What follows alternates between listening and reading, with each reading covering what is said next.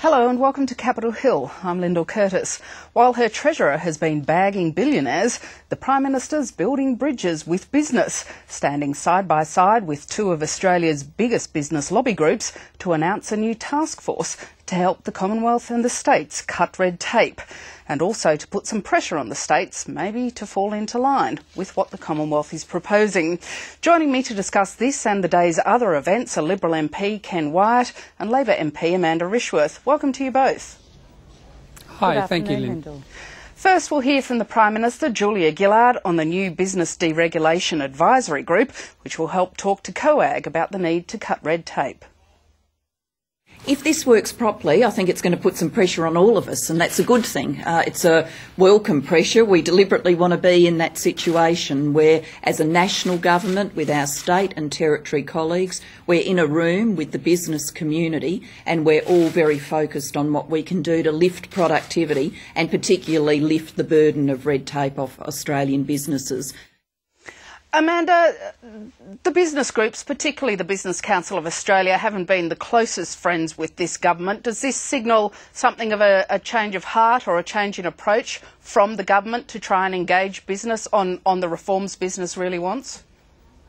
Well, look, we've obviously had disagreements with different peak bodies from time to time, but we've also been very clear that we want to ensure that we are lifting productivity in this country and competitiveness, and they are two key areas that the government has been focusing on, and we believe that business are our partners in doing just that. And I think what you've seen from the Prime Minister today is a clear indication that we can't do it as a group of governments, state and federal alone, that we really need to include the people that really have so much skin in the game, and that is the business community. Tony Abbott and the Coalition have talked for some time about the need to cut red tape, to reduce regulation. Is engaging business in this way to advise not only the federal government but the states as well the way to go about it? Look, I think it's critical. One of the challenges we have for our productivity and efficiency gains is the burden of red tape. I meet with small businesses in my electorate, but the thing is, what they raise is not only the federal red tape, but red tape at all levels. What will be interesting is the tonnage of red tape that will come with the carbon tax and the mining tax. So in these discussions, I hope that they are far-reaching and they look at all of the legislation that we have passed in the last 18 months, but in particular those things that will impede and make our small business uncompetitive. It's a real issue and we're not going to change productivity until we do that.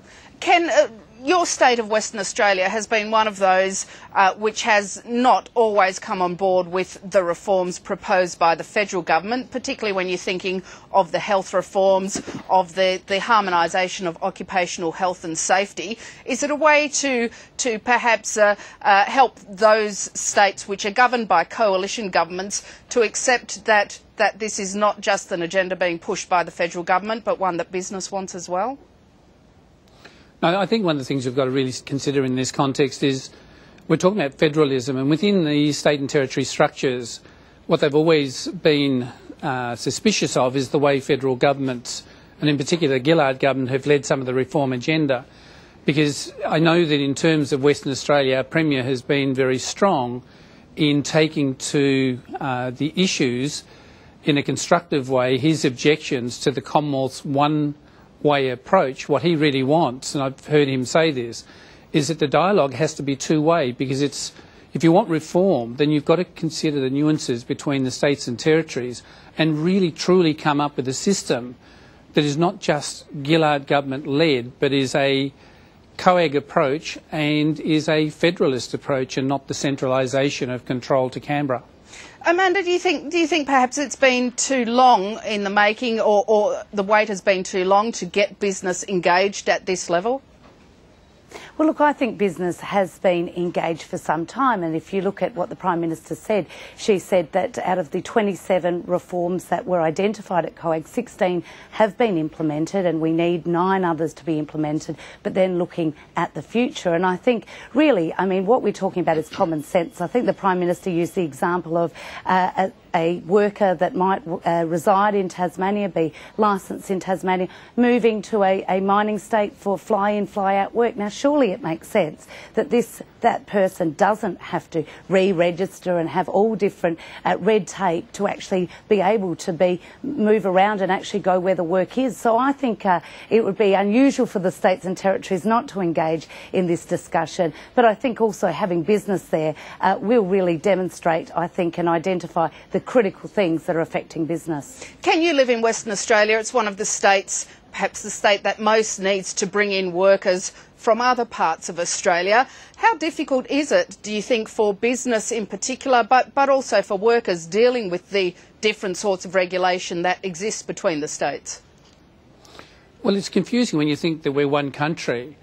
And certainly within those major reform areas, the state has been committed to reform, but the challenge for them is the fact that it is, again, Gillard government driven. What we have to really do is look at what are the opportunities to make life so much easier in the way businesses deal across the sector.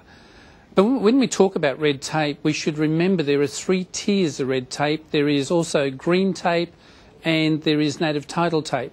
If we're serious about helping businesses and small businesses, we're going to have to consider the ways in which we can alleviate those pressure points that really impact on businesses.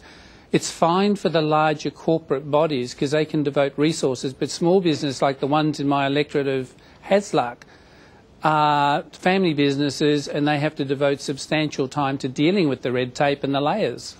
Amanda, you're from South Australia. It's one of the smallest states, although by no means the smallest. Is there a problem, though, for the states that are smaller that you may get dictated to by larger states or states with the biggest needs?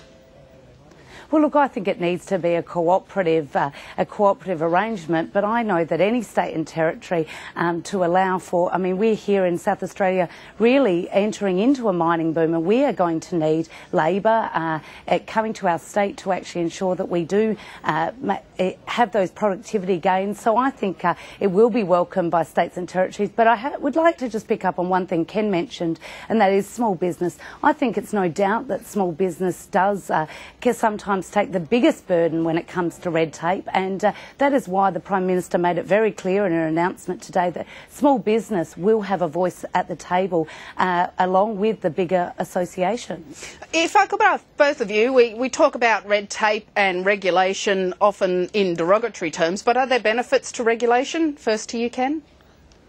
Actually, well, there is. You've got the issue of compliance.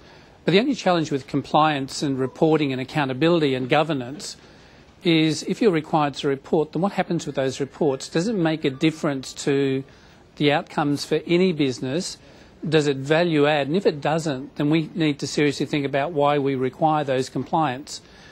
But look, there's some standards that need to be applied uniformly across all organisations, but let's not have them to the extent where there is layer on layer on layer. And I'd be interested to look at the red tape that will come with the carbon tax and its implementation and its policing. Amanda, are there benefits to regulation, particularly if the regulation can be harmonised across the states?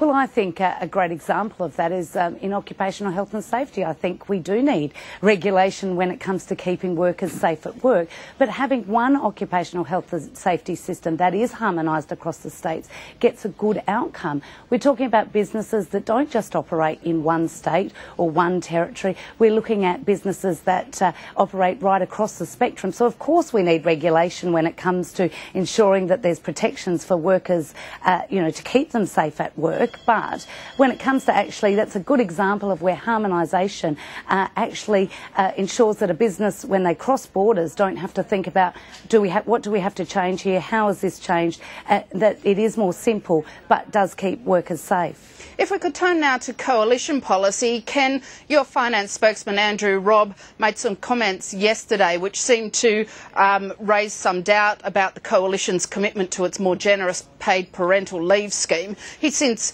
said that the coalition is committed to that, but is it fair to say that this is not the most popular policy inside the coalition? No, look, what I like about the coalition is we do have healthy debate on issues, and a couple of people have raised matters for clarification, but we don't reconcile from that policy because we believe that a working woman has the right to retain the skills that she has, the right to spend some time with her newborn child, and then the right to pick up in the workplace where she left off and continue a career. Because historically, it's been the reverse. Women have been penalised, and the coalition does not want to penalise women in our workforce because they are great contributors to both the productivity and the efficiency of our country, and we need them. Amanda, whatever you think of the coalition's policy, it is one policy that's funded, isn't it, by a tax on big business?